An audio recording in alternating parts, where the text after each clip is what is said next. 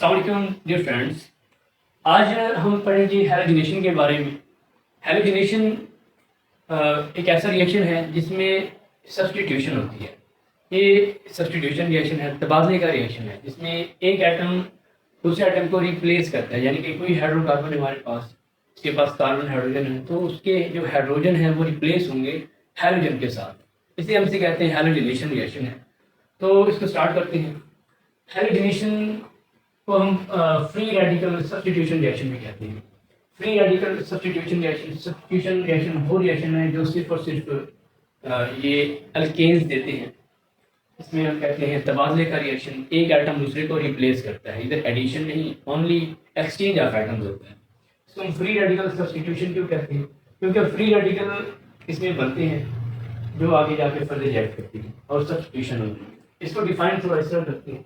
Replacement of hydrogen atom by halogen atom is called halogenation. Hydrogen atom को halogen atom से replace करने का नाम है हैलोजिनेशन।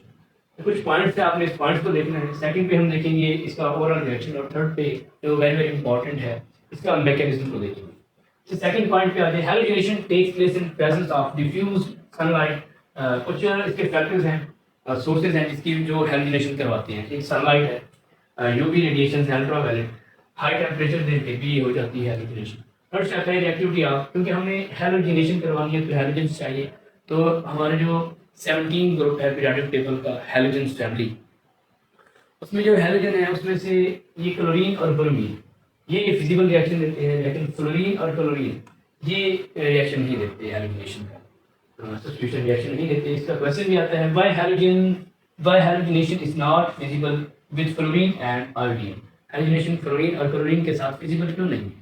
इसलिए फिजिबल नहीं है क्योंकि मैंने पॉइंट इधर लिखा है, halogenation is done by chlorine and bromine, but in दोनों से हो जाती है, लेकिन फ्लोरीन गिव्स रिएक्शन वायलेंटली। जब फ्लोरीन के साथ रिएक्शन करवाते हैं तो बहुत ज्यादा तेज रिएक्शन देता है, विगरस रिएक्शन, वायलेंट रिएक्शन, जो कि नॉर्मल कंडीशंस में नहीं होता। And I2 iodine gives reaction very slow, और आयोडीन का जो रिएक्शन करवाते हैं हैलोजिनेशन में बहुत ही स्लो रिएक्शन होता है। ये दोनों फिजिबल नहीं है। तो हम क्लोरीन या ब्रोमिनेशन या क्लोरीनेशन कराते हैं। अगर क्लोरीन की हैलोजिनेशन क्लोरीन से करवाएंगे तो रिएक्शन का नाम होगा क्लोरीनेशन, अगर ब्रोमीन से कराएंगे तो ब्रोमिनेशन। अल्केन, अच्छा पांचवें पॉइंट का जो इंपॉर्टेंट पॉइंट है, alkanes reactions are free radical substitution reaction. जो अल्केन्स के रिएक्शन है इनको हम फ्री रेडिकल सब्स्टिट्यूशन रिएक्शन कहते हैं। सब्स्टिट्यूशन ऑफ फ्री रेडिकल मैंने फर्स्ट आपको समझा दिया।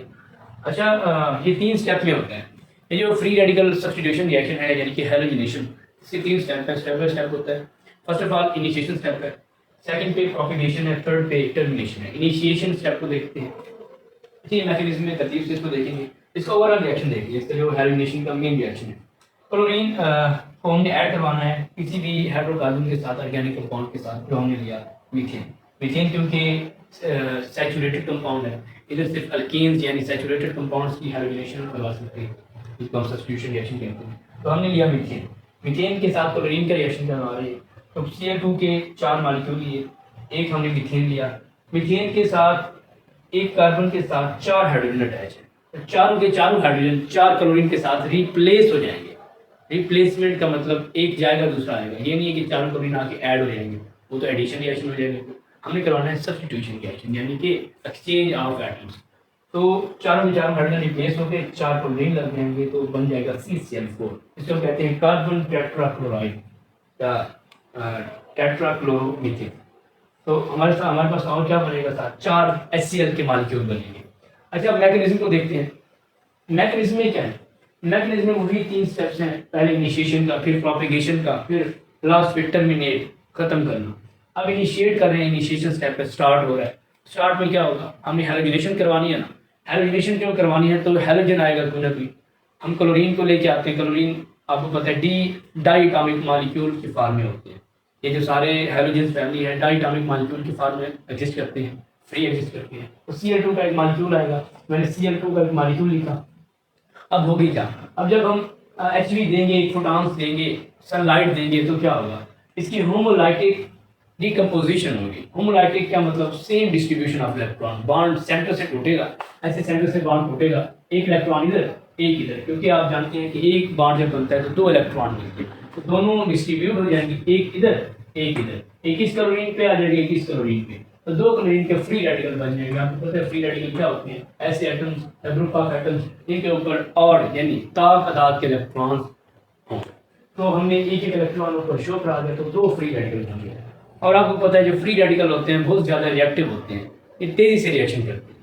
अब ये इसमें से एक फ्री रेडिकल आएगा और हम रिएक्शन किसके साथ करवा रहे थे? हमने मीथेन का मॉलिक्यूल लिया था CH4। तो CH4 लिया था, CH4 पे आके अटैक करेगा तो CH4 में एक कार्बन 4 हाइड्रोजन ने सिंगल सिंगल बॉन्ड बनाए हुए। तो मैंने एक बॉन्ड को शो करवाया एक हाइड्रोजन को। तो क्लोरीन का एक फ्री रेडिकल एक मीथेन के मॉलिक्यूल पे अटैक करेगा तो क्या होगा? ये बॉन्ड फिर होमोलेटिकली डिकम्पोज हो जाएगा, होमोलैटिक डिकम्पोजिशन होगी, एक इलेक्ट्रॉन इधर एक इधर आ जाएगा। तो क्या होगा फिर? ये H अलग हो जाएगा, ये भी फ्री रेडिकल बन के HCl बना देंगे, न्यूट्रल मॉलिक्यूल एसिड बना देंगे। और पीछे क्या बन जाएगा? एक इलेक्ट्रॉन CH3 पे आया था वो फ्री रेडिकल बन जाएगा CH3 फ्री रेडिकल, एक इलेक्ट्रॉन उसमें फ्री है। अब पहले जैसे क्लोरीन का फ्री रेडिकल आया था, अब CH3 का फ्री रेडिकल बना हुआ है। CH3 का ये फ्री रेडिकल एक क्लोरीन का मॉलिक्यूल ढूंढ के उस पर अटैक करेगा। ऐसे समझो ये एक दूसरे से बदला लेते रहेंगे। उसने अटैक किया, अब इसने अटैक किया क्लोरीन मॉलिक्यूल के ऊपर, न्यूट्रल के ऊपर, तो फिर होमोलैटिक डिकम्पोजिशन होगी, एक इलेक्ट्रॉन इधर एक इलेक्ट्रॉन इधर, दोनों इलेक्ट्रॉन मूव करेंगे अपोजिट डायरेक्शन में। तो अब क्या होगा? CH3 के साथ ये क्लोरीन मिलके CH3Cl बना देगा, जिसको हम कहते हैं मिथाइल क्लोराइड। मिथाइल क्लोराइड, अब मिथाइल क्लोराइड बना और साथ ये एक फ्री रेडिकल बन जाएगा। अब ये फ्री रेडिकल रिएक्टिव है, दोबारा इस पे अटैक करेगा, ये न्यूट्रल मॉलिक्यूल है CH3Cl पे अटैक करके क्या कर देगा? इधर से एक हाइड्रोजन निकलवा देगा, एक हाइड्रोजन निकलवा के HCl बना देगा, HCl, और पीछे क्या बन जाएगा? एक हाइड्रोजन निकल गया तो CH3 था CH2 बन जाएगा, CH2Cl और एक इलेक्ट्रॉन जो होमोलैटिक डिकम्पोजिशन हुई थी, एक इलेक्ट्रॉन इधर गया था हाइड्रोजन के पास, एक इधर बचा हुआ था, हमने ऊपर लिख लिया CH2Cl बन गया।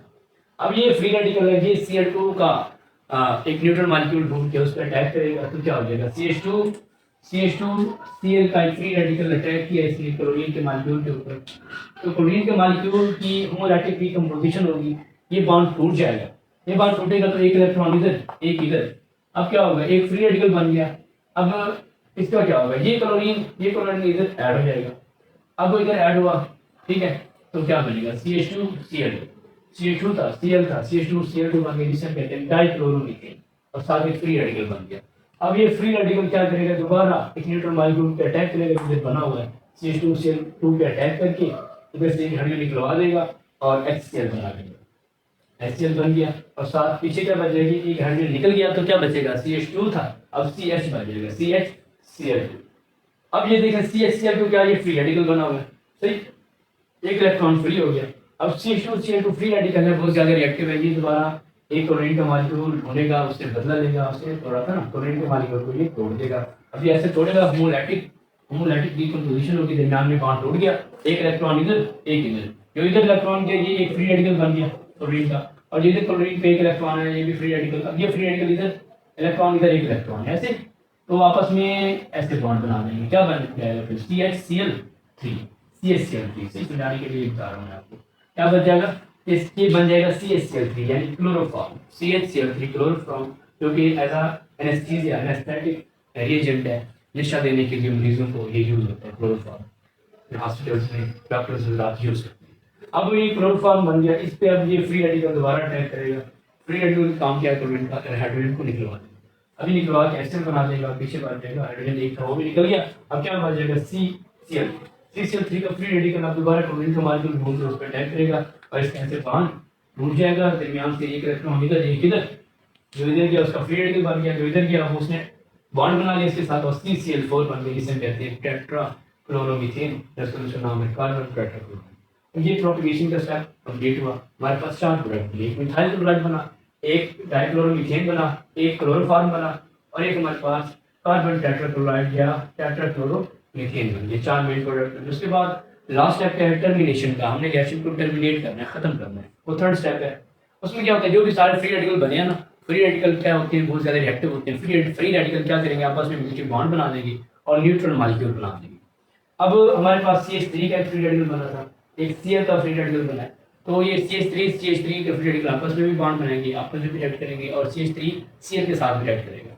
अब CH3 ने जब CH3 के साथ रिएक्ट किया, आपस में बॉन्ड बना, उनके पास एक इलेक्ट्रॉन था, दो इलेक्ट्रॉन के दरमियान जब अट्रैक्शन इलेक्ट्रोस्टैटिक अट्रैक्शन को हम बॉन्ड कहते हैं, बॉन्ड बन गया CH3 तो इसको हम क्या कहते हैं, इथेन। अब ये इथेन का एक मॉलिक्यूल बनता है, इस रिएक्शन के दौरान इथेन का एक मॉलिक्यूल बनता है। और Cl के भी रेडिकल बने थे, आपको पता है। तो Cl के रेडिकल बने तो दोनों ने रिएक्ट किया, तो उनके पास एक इलेक्ट्रॉन फ्री था, तो बॉन्ड बन गया, Cl2 बन गया। Cl2 is a gas, chlorine gas, ये आगे फर्दर यूज कर सकते हैं। अब CH3 Cl के साथ वो बॉन्डिंग करेंगे, इसके साथ भी रिएक्ट करेगा, आपस में भी रिएक्ट किया। अब CH3 और Cl दोनों फ्री रेडिकल आपस में भी रिएक्ट करेंगे, तो इन्होंने जब रिएक्शन किया तो दोनों इलेक्ट्रॉन आपस में करीब आके बॉन्ड बना दिया। रिएक्शन हुआ, साथ क्या बन गया, CH3 Cl।